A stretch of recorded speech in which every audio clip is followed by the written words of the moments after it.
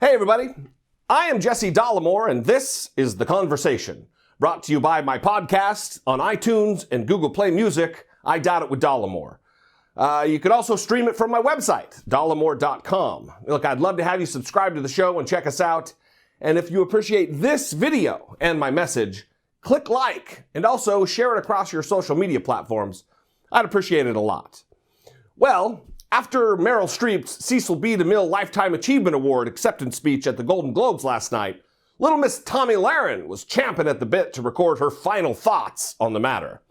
And I know I usually talk about her entire little rant start to finish, but I'm not going to do that this time.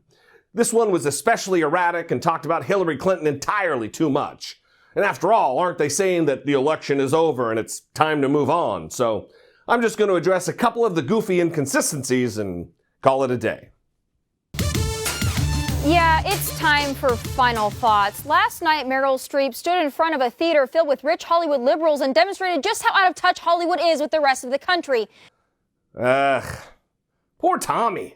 Look, I know you don't have much use for facts inside that studio of yours, or hell, even for that matter, inside your head, but let's not get all bold about whether or not Meryl Streep and Hollywood is out of touch with the rest of the country. Let us not forget that just like that room in which the Golden Globes were hosted, the majority of the rest of the country voted against your orange-faced Führer, Donald Trump. It's well documented now that Hillary Clinton received damn near 3 million more votes than Trump. And if you add all those other votes for all those other candidates which were cast against Trump, it only gets worse for you and your thin-skinned snake oil salesman.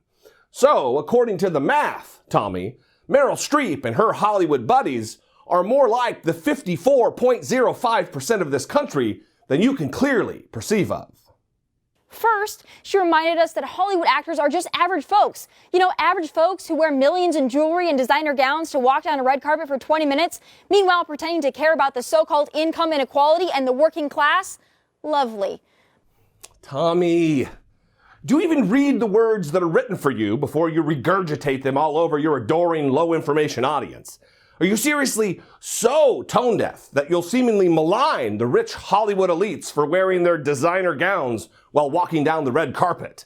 I mean, that would be ridiculous, verging on stupid, if someone could easily just do a Google search and find a multitude of photos of Donald Trump posing for pictures while standing on the red carpet.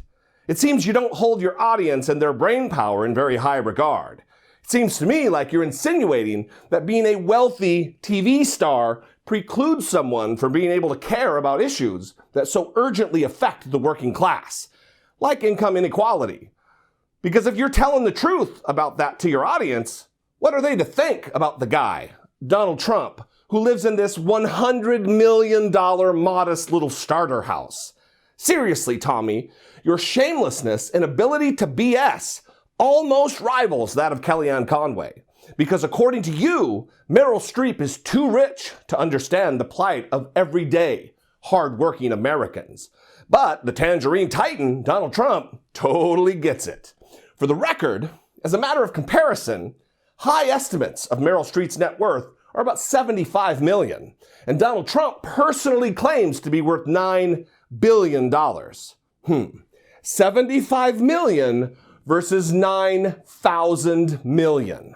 I wonder who has more ground to cover to connect to the rest of America. Those are my final thoughts. Follow me on Twitter and Instagram at Tomi Lahren. From cowboy and MMA-loving Dallas, God bless, and take care.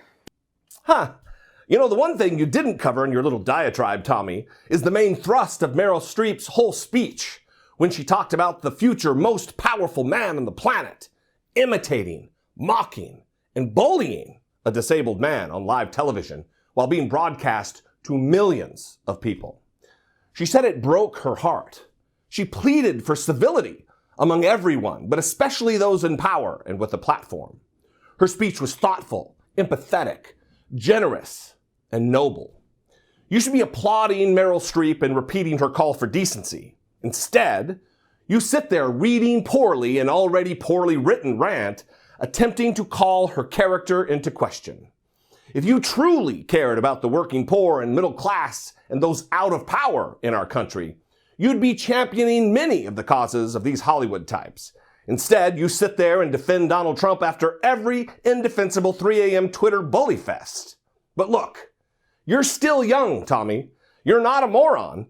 It's not too late to start doing the right thing.